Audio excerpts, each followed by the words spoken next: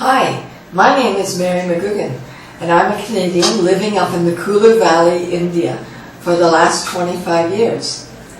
In January of 2003, I woke up with a shocking pain in my knee, and my knee was so terribly swollen, and that began the course of rapid onset rheumatoid arthritis.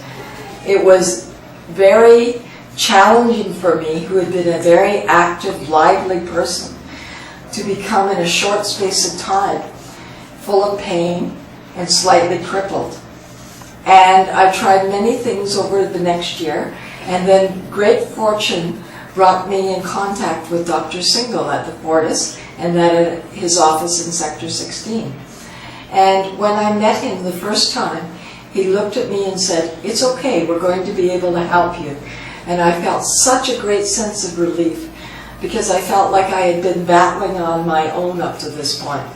I had tried various diets and I had done certain things which had helped, but still I had become very thin and had a great deal of pain.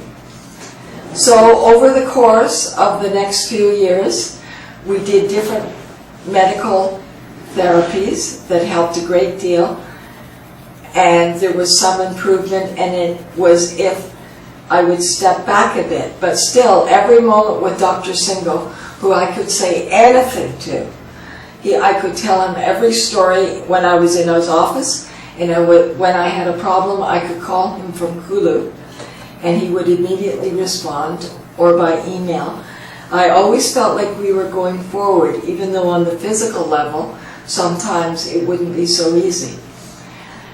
And we persevered for quite a long time. And during that time at home, I maintained an active practice of meditation, reading spiritual and very heartening books. I listened to beautiful music, both Indian classical, kirtan, Bach, Debussy, Mozart are among my favorites.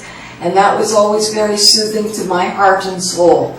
And when the heart and soul are comfortable, then the body is comfortable, no matter what's going on.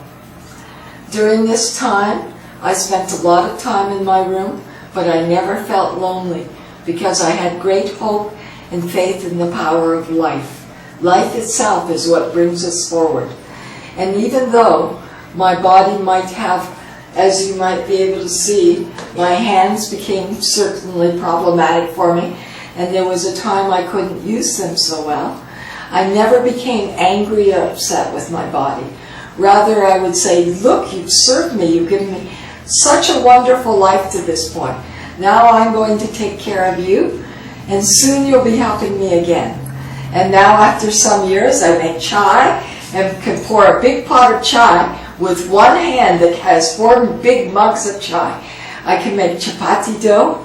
I help my gardener, although he doesn't like me to help him. I do help him in the garden.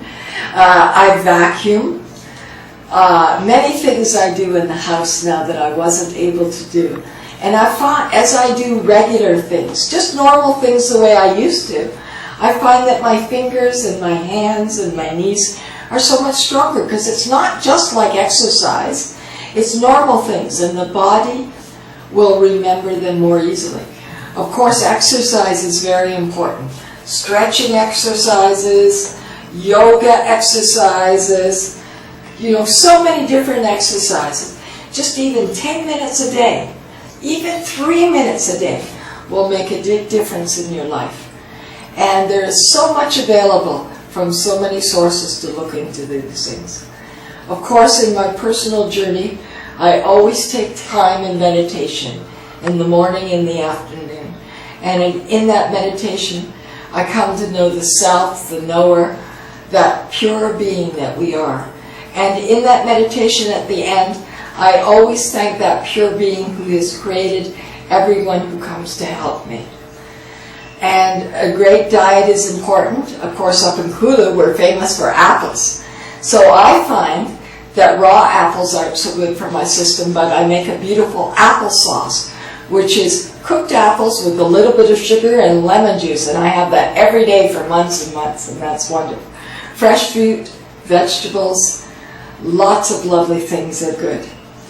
And But in the end, perseverance, confidence, that strong and clear relationship with the doctor, who is your partner, not someone who is someone as an authority figure, but your partner in getting through this. And I feel the luckiest person in the world to be sitting here being able to see this now. So blessings and love to any one of you who's seen this and knowing it. I was in terrible straits.